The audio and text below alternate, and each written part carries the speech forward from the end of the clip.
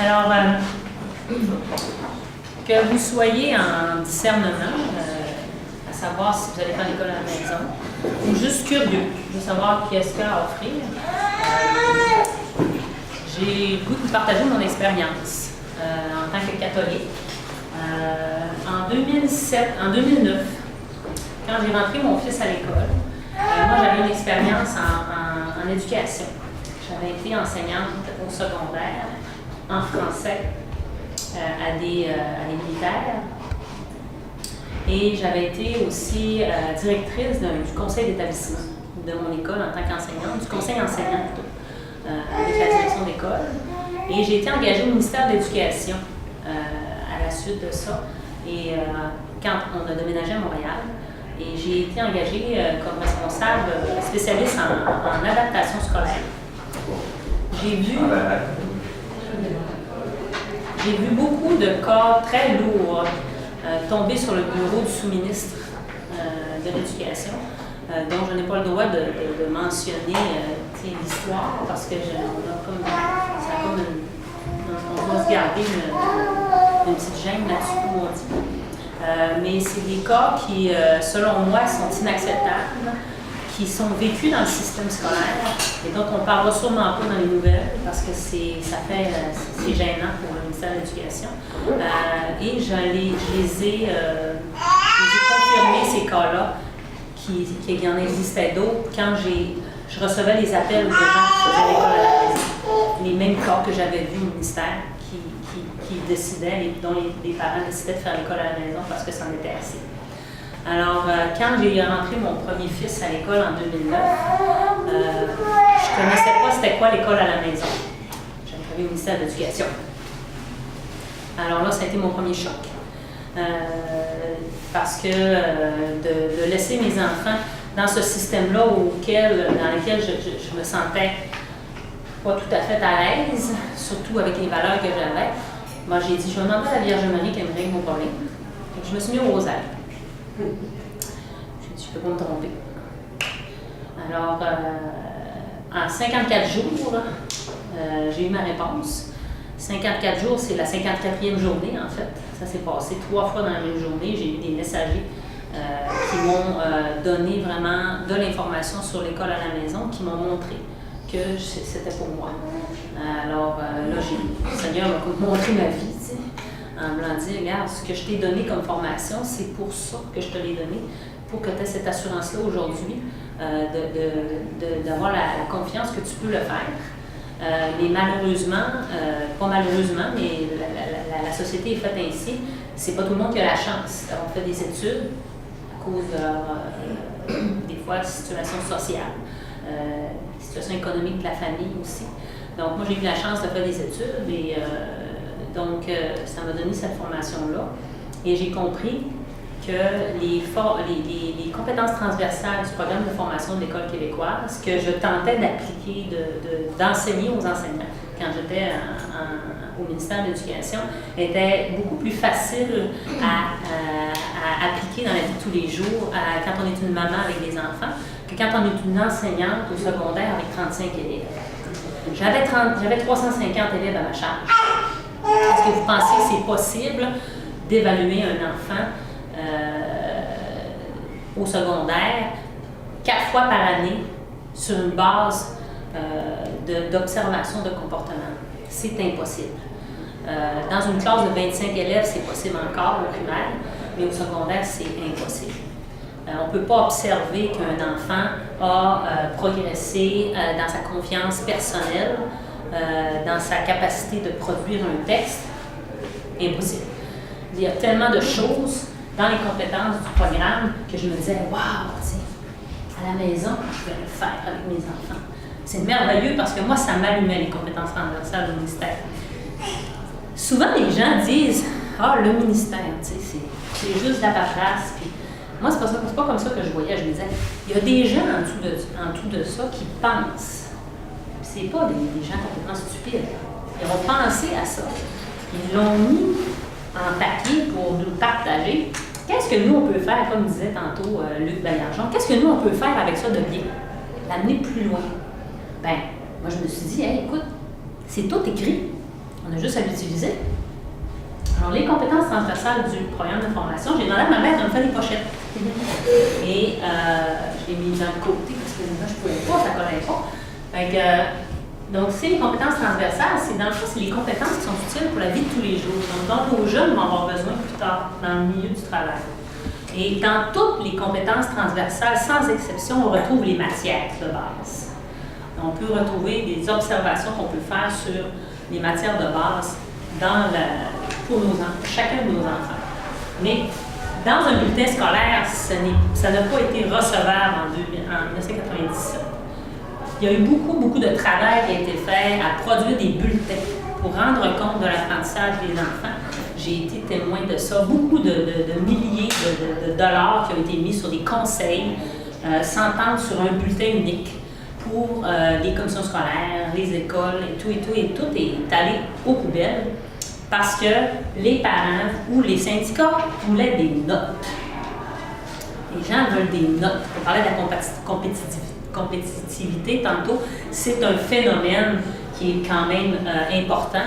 La compétitivité, et la société est complètement dedans, et c'est pour ça que les gens veulent des notes.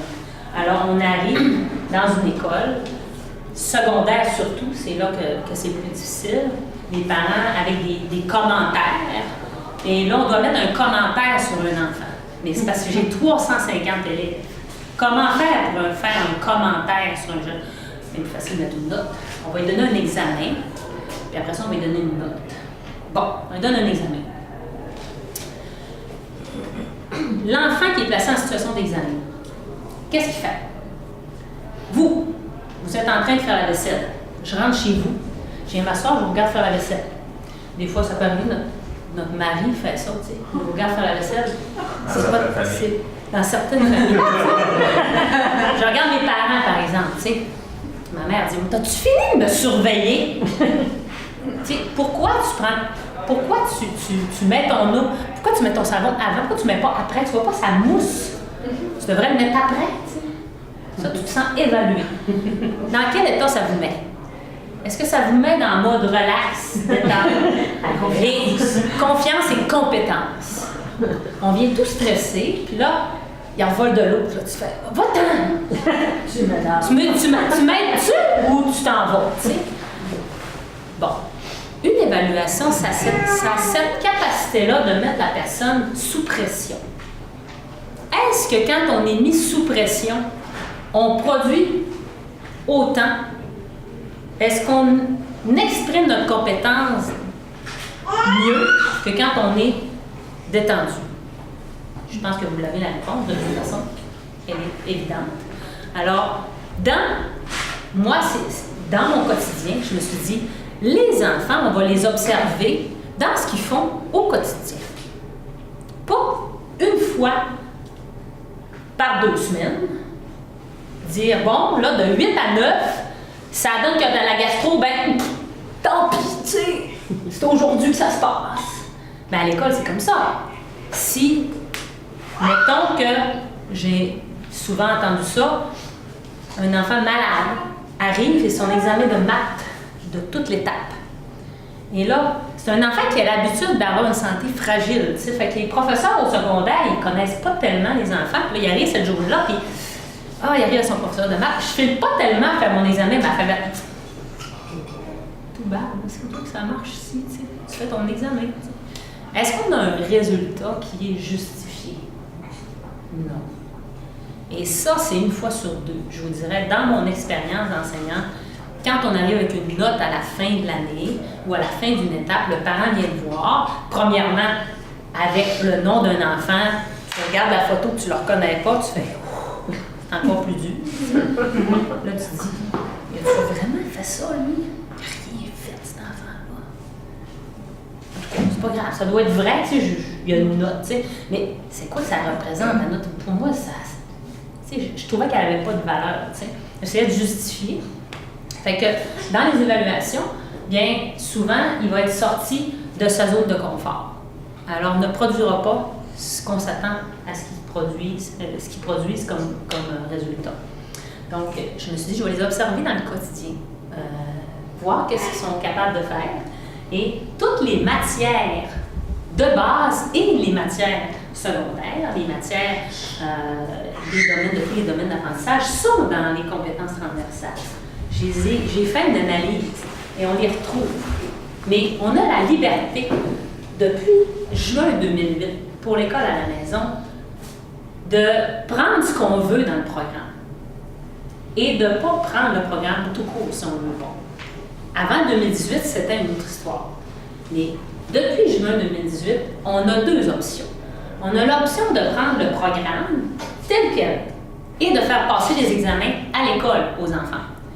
Ou encore, on a l'option de dire, mais moi, je vais faire mes affaires au rythme de mes enfants, à la rigueur, aller jusqu'au unschooling. Pour ceux qui ne connaissent pas ça, c'est vraiment l'apprentissage dans le milieu le plus favorable. Donc, on va utiliser les situations de tous les jours pour exploiter en tant qu'activité, pour amener les enfants à apprendre des choses. Donc, moi, je l'ai fait longtemps. Pour certaines matières, j'ai commencé plus traditionnel, mais pour d'autres choses, je suis restée dans le unschooling, comme on dit.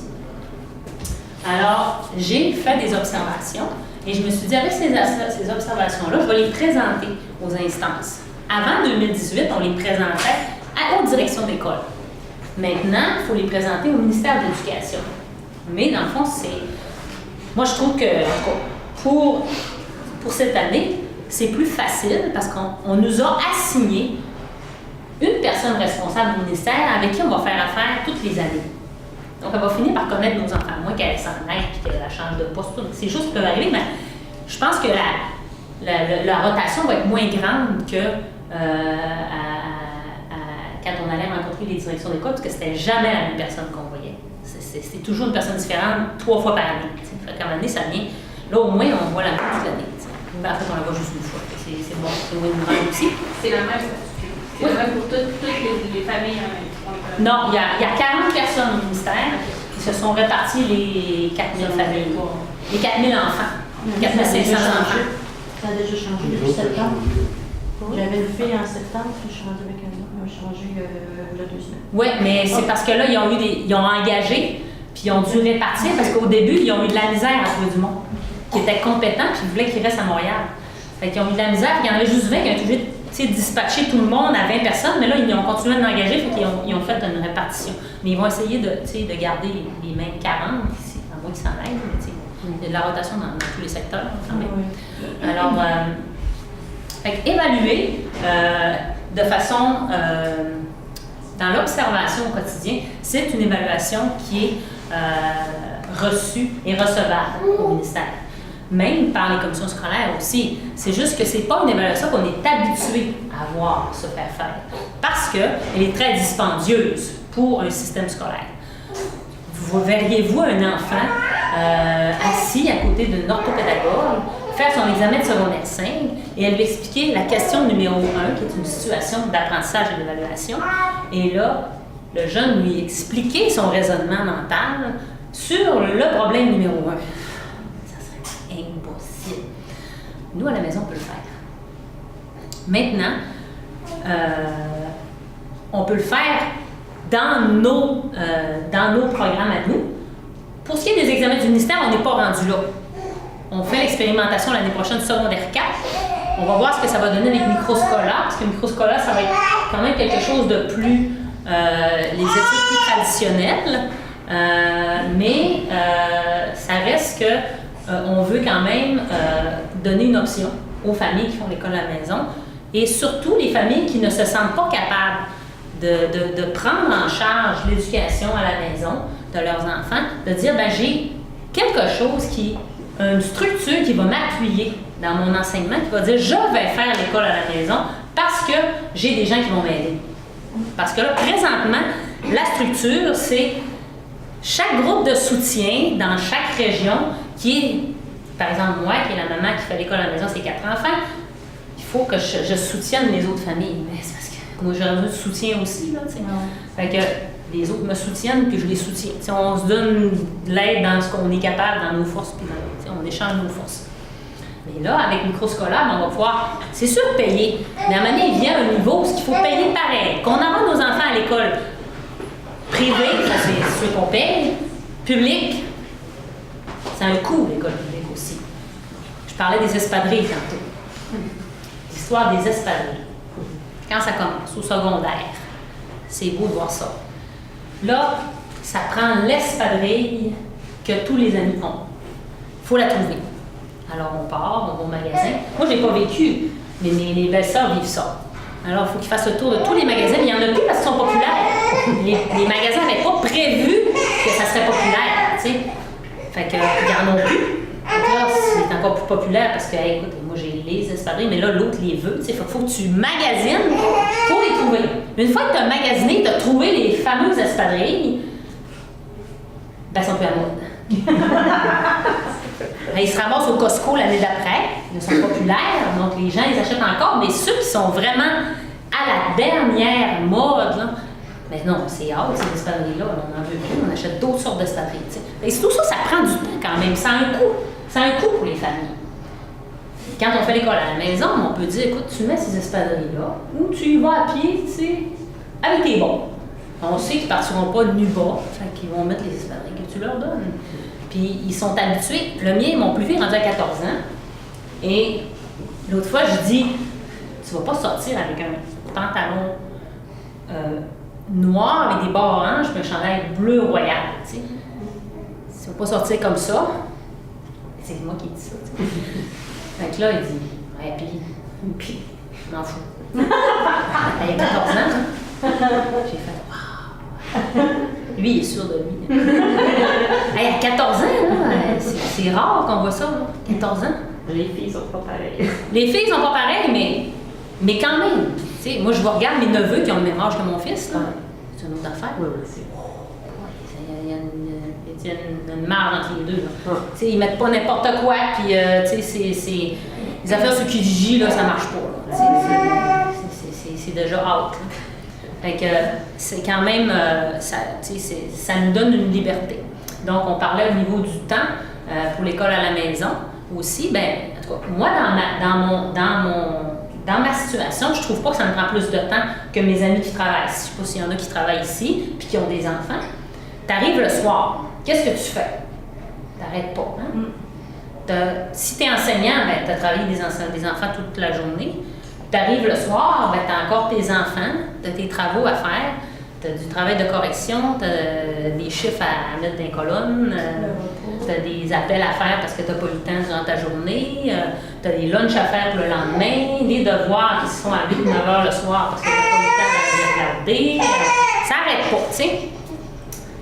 Moi, le soir, à l'école, c'est fini. Fini l'école, c'est fini à 3h30. Pourquoi ça finit à 3h30? Parce qu'il y a des amis à 3h30. Moi, c'est mon mode de socialisation par excellence.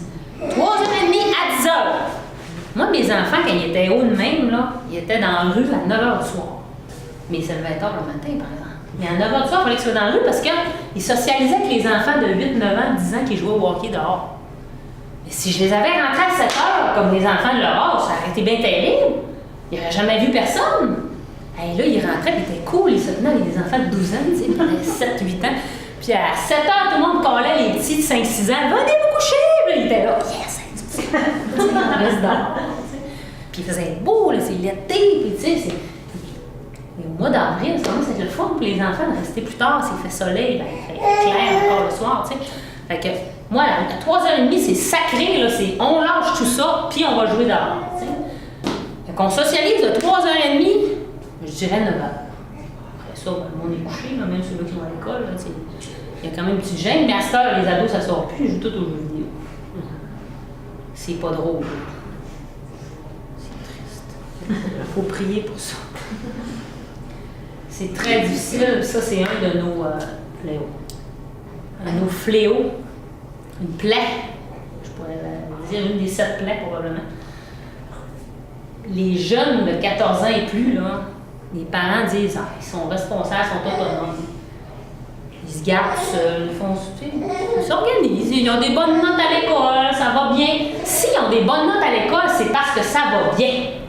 Ils s'envoient en l'air avec toutes les filles de secondaire 4, mais c'est pas grave. Il y a des belles notes à l'école, ils restent à la maison tout seul, je travaille, ça va bien. C'est parce que ton enfant a des bonnes notes à l'école que ça va bien. Un instant. si tu es un parent moindrement proche de tes enfants, tu sais que c'est pas juste les notes à l'école qui disent qu'un enfant va bien. Tu sais. Bon. Alors, tu permets que ton enfant vive des expériences à l'extérieur le plus possible pour que, justement, il ne soit pas limité au niveau de la socialisation. À 14 ans, les enfants jouent beaucoup aux jeux vidéo en ligne. Là.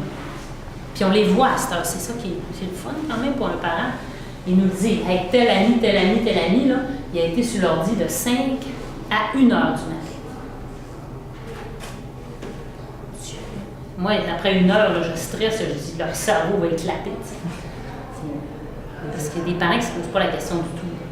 C'est pas grave, tu sais. Mais c'est rendu comme ça, la socialisation à 14 ans et plus.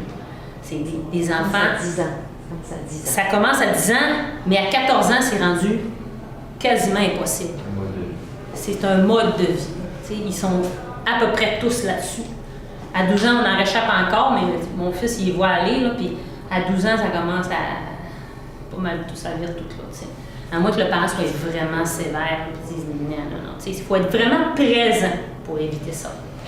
Puis, donc, moi, je les envoie à la maison des jeunes. Là, il y en a qui vont me dire, ben, tu sais, c'est la maison des jeunes, il y a de la drogue, il y a des mauvais amis. Ben, c'est parce que, tu sais, c'est ça que Charles et Sarah disaient ce matin, tu sais, c'est parce que dans la vie, il faut qu'il en rencontre des situations où ce qui va être amené à faire des choix aussi, tu sais. Puis rendu d'un âge aussi qu'il faut qu'il en fasse, qu'il en prenne des décisions. Puis on a le temps d'en parler le lendemain, tu sais. Le mien, il a vécu des choses importantes l'été passé, dans sa 13e année, tu sais, la drogue et tout, les amis, c'était commencé à être hot pas mal. Mais il a eu la chance de nous en parler le lendemain. On avait toute la journée pour en parler, puis lui, ça l'habitait. Fait qu'il était plus ou moins présent à ses affaires scolaires, mais il nous parlait beaucoup de ça. Et ça l'amenait à en parler à la famille Myriam, tu sais. Puis la famille Myriam, ben, il y avait d'autres enfants qui vivaient la même chose que lui. Fait qu'il a eu la chance d'en parler. Fait que ça nous a amené, ben, cette année, il fait un retour en arrière là-dessus, puis il fait « Hey, wow, tu sais, regarde maman, ce que j'ai vécu l'année passée, tu sais, c'était gros. Mais c'est comme derrière moi. C'est correct, tu sais, on a passé par là, puis il a socialisé. C'est des observations que moi, je peux faire, que je peux prendre en note, puis qu'il n'y a personne qui va pouvoir évaluer mon enfant là-dessus. Mais c'est les informations les majeures pour l'évolution d'un enfant, pour son futur. C'est ça qui va lui permettre un jour d'être un citoyen à part entière, une personne qui est dans son milieu, qui s'implique, qui fait une différence. C'est ça qu'on veut pour nos enfants. Alors, les observations, je peux vous en lire dans mon quotidien. Quand ils sont petits, c'est assez facile de faire des observations reliées aux matières. Parce que dans le fond, on devrait vivre, tu sais, on parle du paradis, on devrait vivre comme au paradis. Si on était vraiment connecté à l'amour du Christ, on vivrait comme des enfants. Tout le monde sur une terre avec des poules, des cochons, puis on est heureux, tu sais. Mais le péché est là, on pense à demain. On n'est pas des oiseaux qui se laissent nourrir par le bon Dieu. On pense que, tu sais, il va faire froid demain. Fait que là, j'ai des mitaines, je me prépare, tu sais, puis bon, là, s'il y avait des fourmis, puis là, c'est comme on tasse la ribe un peu, puis là, on sort les proverbes, puis là, tu sais, on se dit, il faut se préparer, puis là, on se stresse, tu sais. Mais les enfants, tout ce qu'on leur voit faire, c'est beau, c'est toutes des belles compétences, des beaux apprentissages qu'on devrait, nous, apprendre d'eux, tu sais. Mais, donc, on les observe quand ils sont petits, mais en vieillissant, ça devient de plus en plus difficile d'observer ces choses-là. Et à travers ma liste de compétences, ben, je suis capable quand même de trouver, par rapport aux matières, des choses à observer. Plus ils vieillissent, plus ils se spécifient,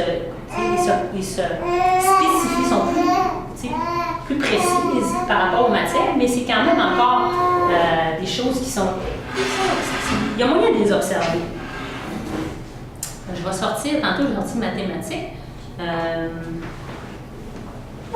Univers social.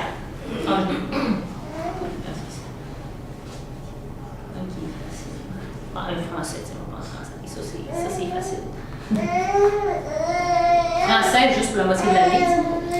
moi, j'ai séparé, j'ai 4 enfants, puis j'ai 4 couleurs différentes. Puis j'en fais traîner un petit peu partout dans la maison, des 4 comme ça. Toutes les fois que je vois quelque chose, je l'observe, je l'écris.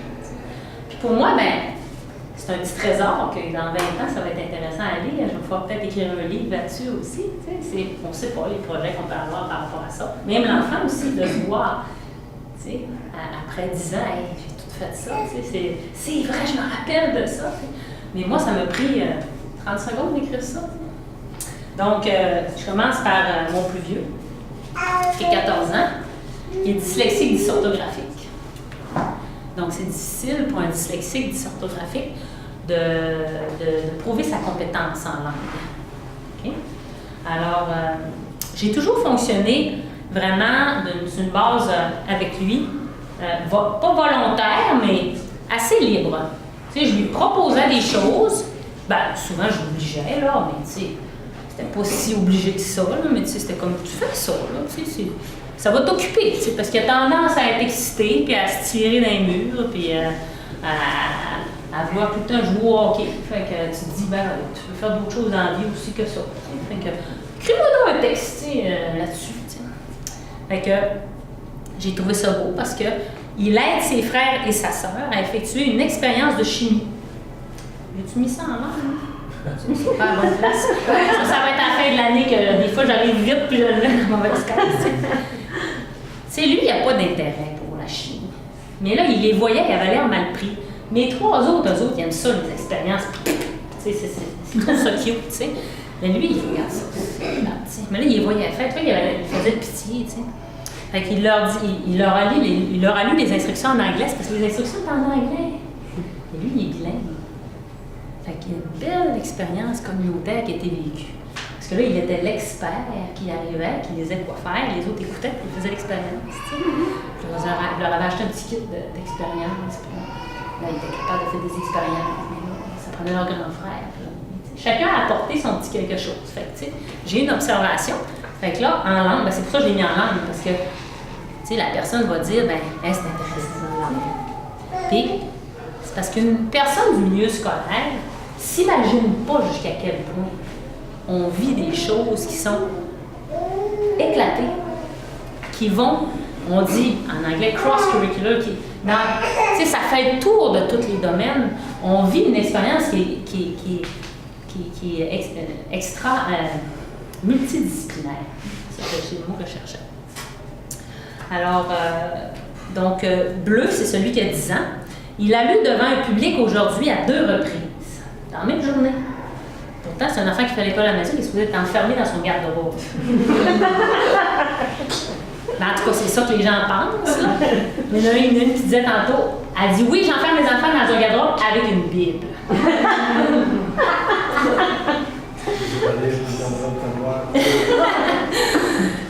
Aujourd'hui, il a lu devant un public à 2 reprises. Il a lu des intentions de messe. C'est pas un public, ça? C'est un excellent public de tous âges, en plus. Et une pièce de théâtre à la famille Myriam. C'est bon, ça? Pourquoi ce serait pas bon? Une classe de 25 élèves du même âge en avant, ou plein de personnes de la communauté avec plein d'amis. C'est aussi bon les deux. Puis, tu sais, c'est d'un contexte où l'enfant était relax, puis il s'est porté volontaire pour le faire. On n'est pas dans un contexte où l'enfant a été forcé. Là.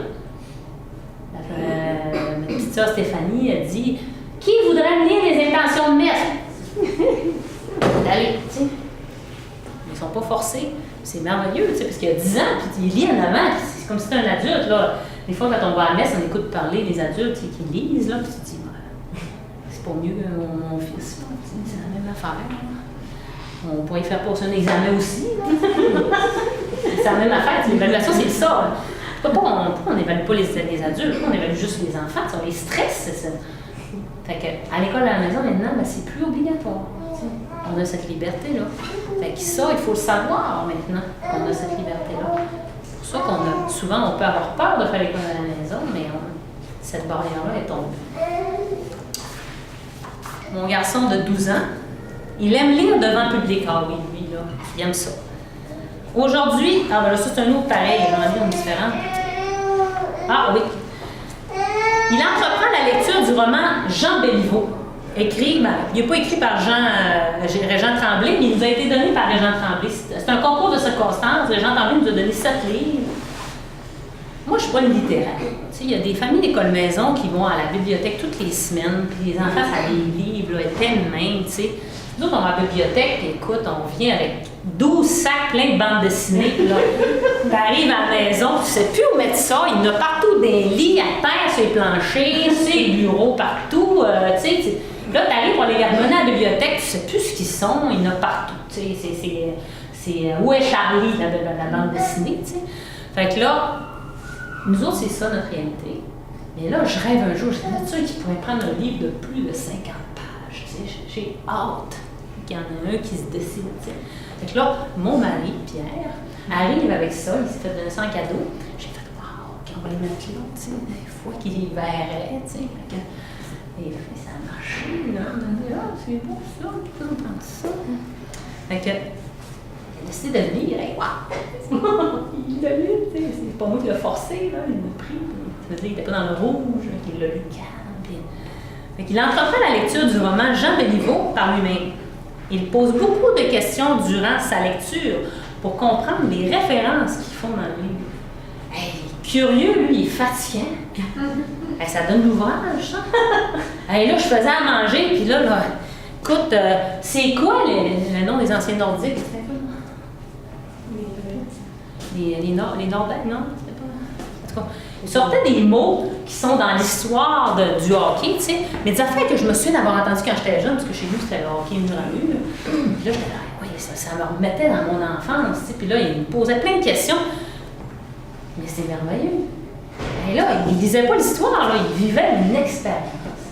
Puis là, je parlais à mon père quand on était jeune, il me parlait il y avait la ligue de la conférence Campbell, puis la conférence, l'autre, je ne me rappelle plus, comme ça. Puis, tu sais, là, ça a fusionné, puis là, ça a donné la Coupe Stanley. Fait que, mais tu sais, Maurice Richard, l'histoire de Maurice Richard, puis le hockey dans ce temps-là, tu sais, c'était pas comme à ce temps. Les gens faisaient ça, c'était un passe-temps, ils étaient payés pour faire ça. Puis, on a eu une discussion de famille, puis il a tout lu le livre, tu sais. C'était une expérience fabuleuse de famille qui jamais aurait été évaluée. Mais combien riche en apprentissage, pas juste pour la langue, mais pour exploiter de l'information. C'est tout ça, exploiter de l'information? Ben oui, c'est ça, exploiter de l'information. Est-ce qu'on peut prendre une photo de ça? Ah, certainement. Ma mère m'a fait ça avec bonheur quand j'ai commencé l'école à la maison. Fait que je rentre mes petites cartes. Tout, puis là, je vois mon année 40, tu sais, je vois les petites cartes. Là, ça m'amuse, tu sais. Puis là, quand ça tire d'un bord plus que de l'autre, je dis, ah, regarde, il y a pas quelque chose pour ça. Vivre ensemble et citoyenneté. Ben, ça, c'est merveilleux. On va au conseil de ville. C'est tellement le fun. On arrive là, puis, tu sais, il n'y a personne qui va là au conseil de ville. Y a-t-il quelqu'un qui a le temps d'aller là? Et là, je l'ai mis dans mon programme, j'ai pas le choix d'y aller, tu sais. Mardi, 4 heures. Oh boy, on a l'ouvrage, on n'a pas le choix, c'est dans le programme, tu sais, il faut le faire. On y va. En famille, avec ma petite de 8 ans qui est assise là, puis le maire est là, tu sais. Saguenay, quand même, c'est une ville de 150 000 habitants. Saguenay? La ville de Saguenay? C'est Chicoutimi, 90. Et 150 000, je m'excuse, là. C'est Saguenay. 150 000, là. En tout cas, c'est quand même une bonne ville, là, puis on a la mairesse, puis on a... Fait que là, ça je l'ai écrit, mais parce que ça me porte demain. Il y a une période de questions à la fin. C'est merveilleux. Exposé oral, extraordinaire. Fait que là, tu vois les gens fâchés, tu sais, ils veulent être triplés le maire, tu sais. Notre mairesse, parce qu'on a ma mère, hein. Fait que là, ils font la file, tu sais, puis là, tu vois mes enfants qui sont là, oh, il a l'air fâché, tu sais. Là, il y a la liste des affaires, tu sais. Puis là, il y a un gars qui sort sa feuille, tu sais, au micro. Puis là, mon fils de 14 ans me dit, maman, il a préparé ses arguments. Je fais, ah! Mon fils il a remarqué qu'il avait préparé des arguments. C'est bon! Le gars, il s'est préparé. Ça fait 5 ans que j'essaie de lui faire planifier une production écrite. Ils veulent rien savoir. Maman, planifier, ça m'énerve. Je perds toutes mes idées. Je suis pas capable. Moi, il faut que j'écrive. c'est tout, j'écris mon texte, puis après ça, je le corrige. Mais non, faut que tu planifies, faut que tu trouves des idées, faut que tu fasses un arbre avec des idées, puis trouver des mots, des champs lexicaux qui vont t'aider à enrichir ton texte, puis des stratégies d'écriture qui vont t'aider à être meilleur en écriture. Mais lui, il est dyslexique, il dit ça. Écoute, quand tu dis le mot, là, c'est comme si tu le mets dans le rouge. M-A-U-X. M-A-U-X. Exactement. Ça lui fait mal. Tu sais. Fait que là, lui, là, il a vécu une expérience de planification, de production écrite. C'était un exposé oral. Le gars, il l'a écrit. Fait qu'il dit, il a fallu qu'il l'écrive. Tu sais. J'ai fait, wow, tu sais. Là, il arrive, il se présente au micro. Le micro était là. Le gars était là. On n'entendait rien. Oh. Il dit, maman, il aurait pu monter son micro. L'autre, il a 45 ans, ça n'est pas rendu compte. Lui, il a 14 ans, il dit, ben moi, j'aurais monté mon micro. Là, personne ne l'a entendu. Il y avait de quoi d'intéressant à dire, mais personne ne l'a entendu, puis surtout pas la télé. Hein. Puis ça prend le micro pour l'entendre à la télé, c'est filmé. Hey, je dis, ouais, j'ai écrit ça aussi. T'sais. Il a remarqué qu'il fallait ajuster notre discours selon le public. Et là, on est au micro, il faut ajuster le discours. T'sais. Écoute, c'est merveilleux, puis tous les parents sont capables d'observer des choses comme ça. C'est juste qu'on n'est pas capable de les mettre dans une évaluation stricte pour adapter ça au système scolaire. Si on n'a pas de formation pour le programme de formation, mais c'est plus nécessaire de le faire. Alors c'est merveilleux, on se permet une liberté. Et ce qu'on doit prouver au gouvernement maintenant, c'est une progression. On doit prouver que notre enfant a progressé dans chacun des domaines. En langue, on a français et une deuxième langue. C'est pas obligé d'être l'anglais. Donc, il y a eu progression. Et les bases pour évaluer l'enfant, c'est nous qui les mettons. C'est pas le ministère.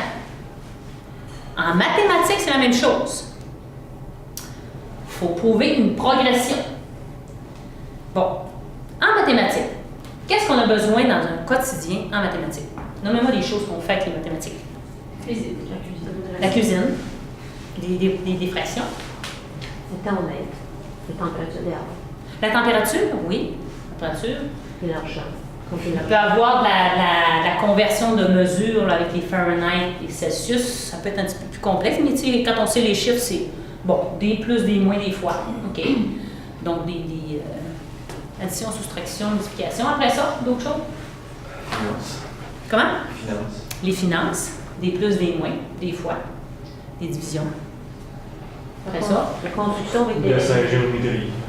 La géométrie. Dans quoi? Oui, dans tout. Dans la construction. Ouais.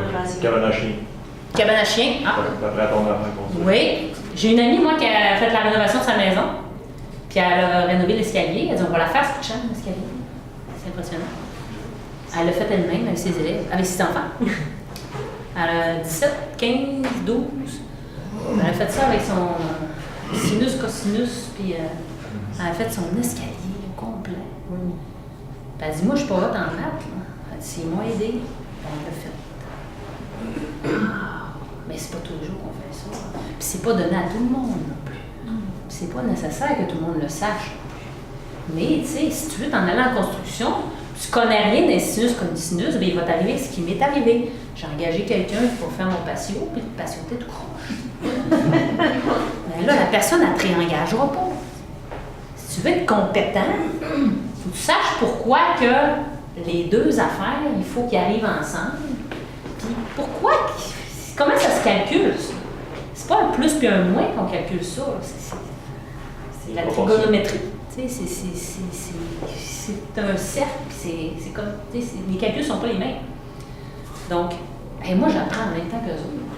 Écoutez, les maths, j'étais quand même bonne là-dedans, là, qui pourrait dire.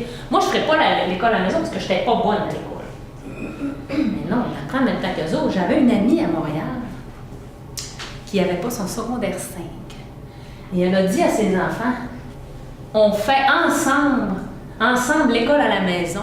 Et je vais partir avec vous autres en première année. Elle faisait l'école avec eux.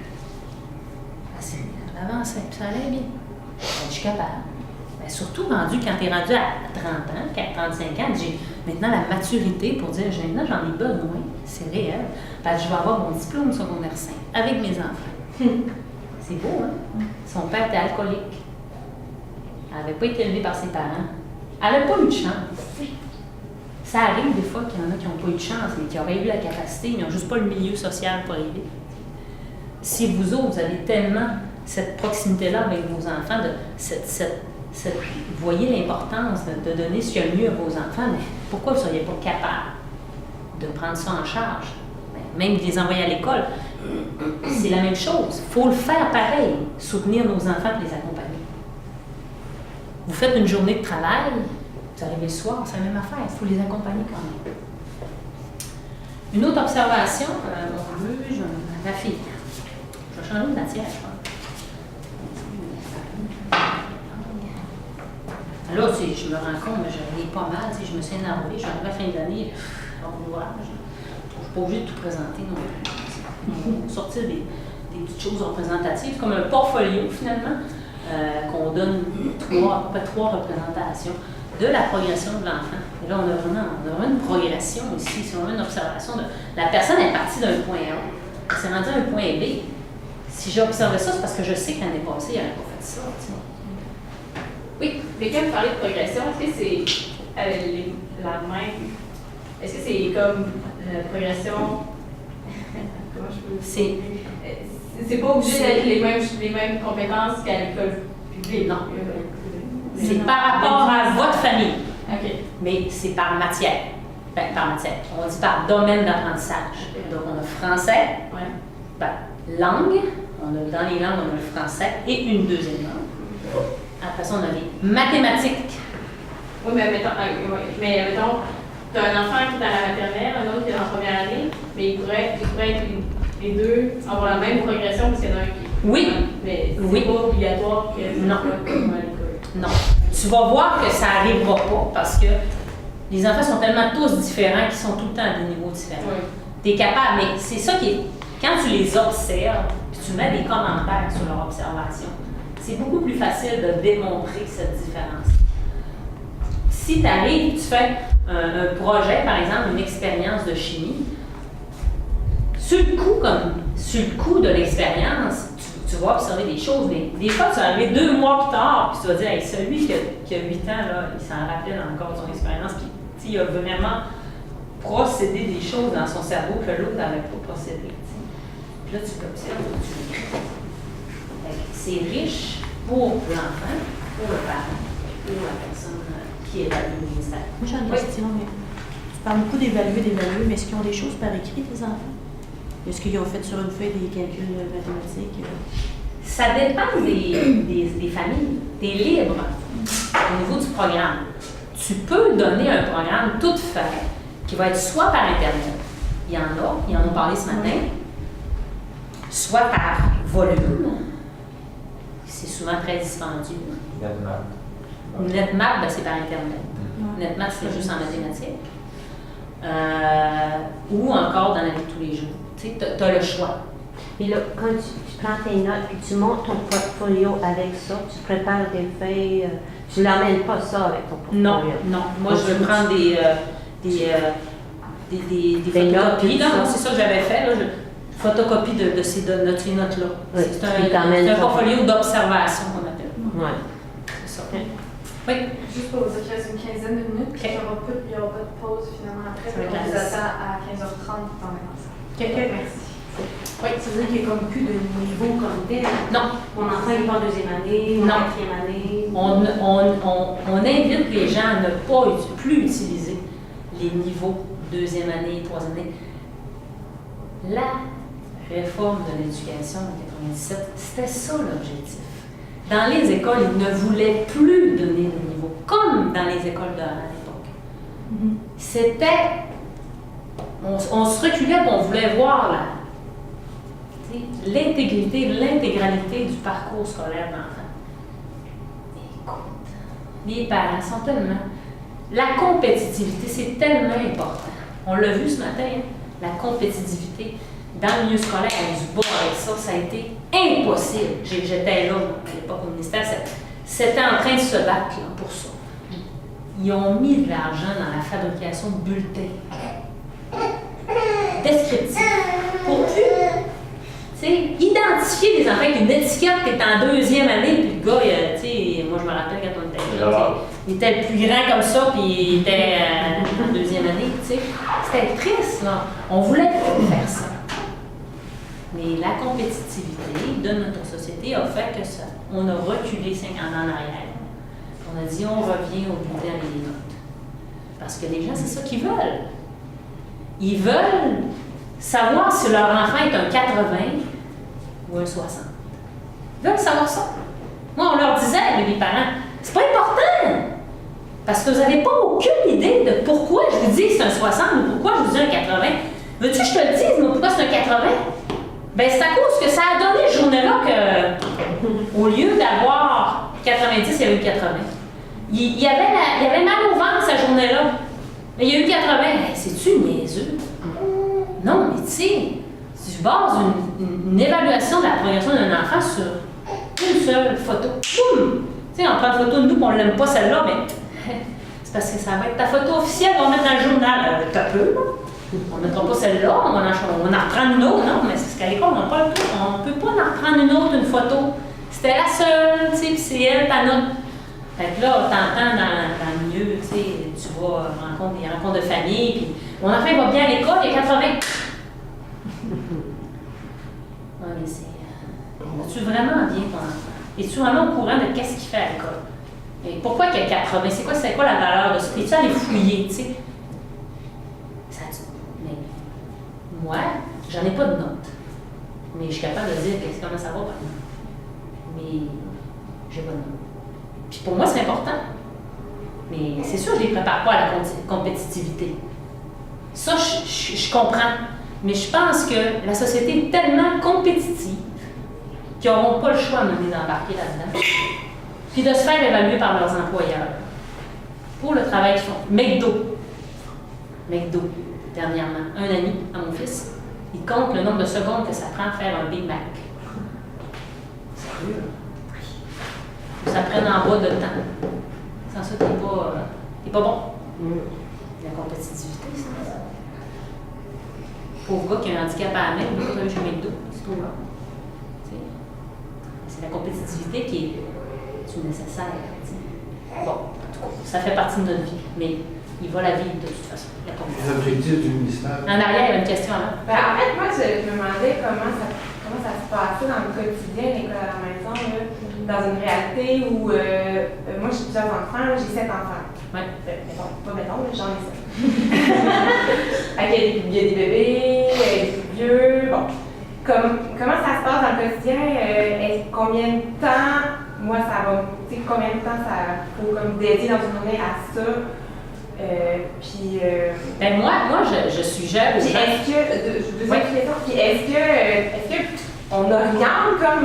Est-ce que vous laissez vraiment les enfants aller comme librement dans ce qu'ils vont faire dans la journée ou on oriente de la journée qu'aujourd'hui on va faire plus ça? Moi je dirais que c'est comme le plan de tomate. Si vous commencez à faire l'école à la maison, vous sortez le plan de tomate dehors.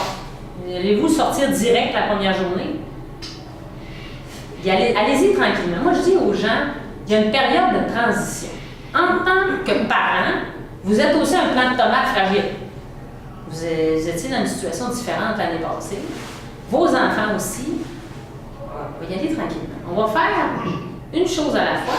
Comme dans la vie, on va y aller une journée à la fois. On ne se fait pas un grand plan pour l'année. On se dit une journée à la fois. Et idéalement, c'est mieux de commencer avant que ça soit obligatoire de commencer. Là. Mettons, commencer durant l'été. On va y aller. On va essayer, si vous voulez pas commencer tout de suite, essayez d'aller d'avant. Même si les enfants sont trop petits, c'est pas grave, ça n'a pas d'importance. Peu importe l'âge qu'ils ont, ils peuvent apprendre des choses. On l'essaie. Qu'est-ce qui va avec les personnalités? Mais moi, c'est comme ça que j'ai commencé. J'ai dit, le Seigneur m'a montré, après, je ne sais pas si vous voulez compter, parce que c'était 2 fois que je disais la même affaire, je ne vais pas me répéter. J'avais prié pour que le Seigneur m'inspire. Et il m'a inspiré vraiment le unschooling. C'est vraiment exploiter des situations quotidiennes. Ben, moi, c'était l'éco-éducation, mais c'est pas un terme qui est connu encore, mais unschooling est plus connu. Mais c'est vraiment exploiter les milieux, dans le milieu même de l'enfant où on se retrouve, essayer de sortir le plus possible, de participer à des activités dans la communauté, et exploiter ces situations-là pour en faire des situations d'apprentissage. Et là, pour moi, ça devenait intéressant parce que ça amusait les enfants. Moi, ça m'incombait pas une préparation, une planification.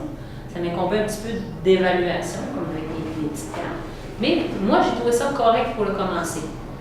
Dans les premières années, puis maintenant, avec la nouvelle loi, on a cette liberté-là de le faire en plus. Avant, on n'avait pas la liberté, il fallait se cacher pour faire ça. J'ai toujours réussi à m'en sortir, là, mais disons que c'était pas facile. Mais ce que j'ai vu au fil des années, c'est qu'il y a des enfants que, lui, ça y prend des cahiers en français, en maths. Il veut faire comme ses amis, parce que quand il arrive devant ses amis parlent d'école. Ça parle tellement d'école. Les enfants, j'ai rien à leur dire. Ils font rien parler d'école. Lui, il voulait parler d'école. Fait que je leur ai acheté, je lui ai donné les mêmes cahiers que ses amis du quartier. Il était content. Tout ce temps-là, il est décollé. Fait que j'ai voulu, à un moment donné, il n'était pas sérieux dans ses cahiers. Je lui ai dit, là, tu vas prendre une décision, on fait des cahiers ou on en fait un. Là, je t'évalue, j'attends après toi. Tu as un examen. Tu fais ton. Ah! C'est là, ça me tente pas. Là. Puis il dit, wow, un instant, on a pris une décision. C'est comme ça. On y va. On s'est adapté au fil du temps, avec la réalité de chaque enfant. Il y en a un qui est dyslexique, dysorthographique. Il ne peut pas fonctionner. Des cahiers, c'est impossible. Lui, des cahiers, c'est un punching bag. Il y a juste le goût de fesser dedans. C'est pas intéressant pour lui. On y va avec d'autres affaires diversifiées. Mais ils ont d'autres talents, ces enfants-là, qu'on peut exploiter d'une manière tellement vaste. Au conseil de ville, c'est extraordinaire, les personnes comme ça. C'est son verbomoteur. On voit plein de choses. Ils sont des amis facilement. Fait que, moi, j'invite les gens à y aller tranquillement. Pas se lancer dans les grandes affaires. Que de toute façon, surtout avec 7 enfants, juste faire les repas. Tu fais ça constamment. Tu te lèves le matin et tu penses à ton dîner. Ça va à midi, tu dînes jusqu'à midi et demi, tu fais ta vaisselle jusqu'à 2h, à 2h15, puis tu commences à souper sans que tu vas être en retard parce qu'à 4h, il faut t'importer les enfants au hockey, il faut qu'ils aient souper pour 5h30. Fait que, puis là, après ça, en arrivant, la vaisselle n'est pas faite, fait que là, tu fais la vaisselle, puis le lendemain matin, tu recommences, tu te lèves à 5h30. Là, il faut que tu fasses des lunchs des fois parce qu'il y en a qui ont des activités, puis il y en a des fois chez grand-maman, puis il faut aller les porter, puis tout ça. Ça finit que tu n'as jamais le temps de rien faire. Fait que ça, en partant, du temps, on n'a pas. C'est pas parce que tu fais l'école à la maison ou que tu envoies tes enfants à l'école que tu vas avoir plus de temps. Tu n'as pas plus de temps. Moi, je regarde mes belles-sœurs, je pense qu'ils ont moins de temps. Moi. Je parlais tantôt de l'achat des espadrilles qui était une corvée. Là, pour moi, je fais 100%. N'importe quoi. C'est du sein, on prend du sein, tu vas mettre ça ou tu vas y aller à pied. C'est pas long. Mais sauf que dans la planification, il faut que tu y ailles au plus réaliste. C'est quand on a des bébés puis on est débordé, si toi tu tombes en dépression, tu n'aideras personne. Il faut vraiment que tu te laisses inspirer. Puis je pense que, je sais que l'Esprit Saint éclaire les mères qui lui font confiance. Il nous donne les outils en temps voulu. Sur ton chemin, il va être mis du matériel. Puis si tu n'as pas d'argent, il va être gratuit. Hein? Il va y aller sur tes besoins. Tu vas tomber sur un livre. J'en ai un, je vais donner. Tu vas tomber sur un livre qui t'explique des techniques d'enseignement. Puis tu vas, ça me ressemble, puis, des petites choses tranquillement. Puis en plus de ne plus avoir la pression, c'est le fun. On a plus ça à faire. Il y a une autre question? Je me demandais si tu te fais un peu sur les objectifs du ministère pour les fins d'année. Oui, ça dépend des enfants, mais je me fie un peu sur les objectifs du ministère. Avant que ça finisse, je vais vous proposer la lecture d'un document. 15 ans plus tard, les adultes canadiens diplômés de l'école à la maison. C'est une étude qui a été faite, puis ils ont démontré plusieurs choses qui ont prouvé à la population que faire l'école à la maison, ça donne beaucoup d'avantages aux enfants à l'âge adulte. Et ils ont montré que le taux d'entrepreneuriat est très élevé pour les enfants qui ont fait l'école à la maison. La pratique religieuse, 3 enfants sur 4 vont pratiquer leur religion à adulte si on fait l'école à la maison, et s'ils sont allés dans le secteur public, c'est un enfant sur 4. Alors, ça, c'est dans la l'étude. Si vous la voulez, il m'en reste quelques copies. Sinon, vous pouvez aller la consulter sur Internet aussi, elle est disponible. Et en terminant, je voulais vous partager l'évaluation en anglais de mes enfants. Je vous ai dit tantôt que j'avais choisi le homeschooling, on parlait tout à l'heure de y aller selon nos capacités. Moi aussi, j'avais des bébés, j'ai eu 4 enfants en ligne. Là. Fait que j'avais pas le temps vraiment non plus. Fait que mes 3 garçons, les plus vieux, un de 14, un de 12 puis un de 10, ont été évalués supérieurs par une firme de tuteurs, de titulaires de formation d'enseignement qui est demandée par le ministère, comme étant supérieurs à la norme de leur âge. Okay? Je l'ai sur papier, je l'ai fait faire pour vous le montrer aux parents qui veulent faire l'école à la maison. Parce que on pense que pour apprendre, il faut être mis dans un contexte avec une chaise, une table, un crayon. Mais là, je peux vous assurer à 100% que ça n'a jamais été fait en anglais. En français, je l'ai fait, mais pas tant que ça. En maths, je l'ai fait un petit peu plus que les autres matières. Mais en anglais, vraiment, ça a été pur unschooling. Puis ils sont évalués comme étant supérieurs, tous les 3, dont celui qui est dyslexique dysorthographique. Parce que j'ai multiplié les expériences en anglais. On avait la chance de rester à Saint-Bruno-Montarville, c'était quand même facile. Il y avait beaucoup d'amis qui étaient anglophones. Mais on a déménagé à Chicoutimi après, fait que mes plus jeunes n'ont pas été exposés, mais celui qui n'a pas été exposé, il a été évalué supérieur aussi. Parce qu'on fait partie de la fabuleuse histoire d'un royaume en anglais. On peut échanger avec des touristes. Donc, on peut participer à des activités dans toutes les villes du Québec. Il y a des activités en anglais pour les gens qui veulent pratiquer leur anglais, des clubs de discussion, toutes sortes d'activités communautaires qui sont souvent gratuites. Les gens n'ont pas le temps d'en profiter. Alors, nous, on fait l'école à la maison, on est disponible le jour, durant la semaine. Il y a une panoplie d'activités qu'on peut faire. On peut participer dans des clubs. Mais les gens, c'est juste des retraités parce que les gens tout le monde va à l'école. Alors, c'est ça que je voulais vous partager.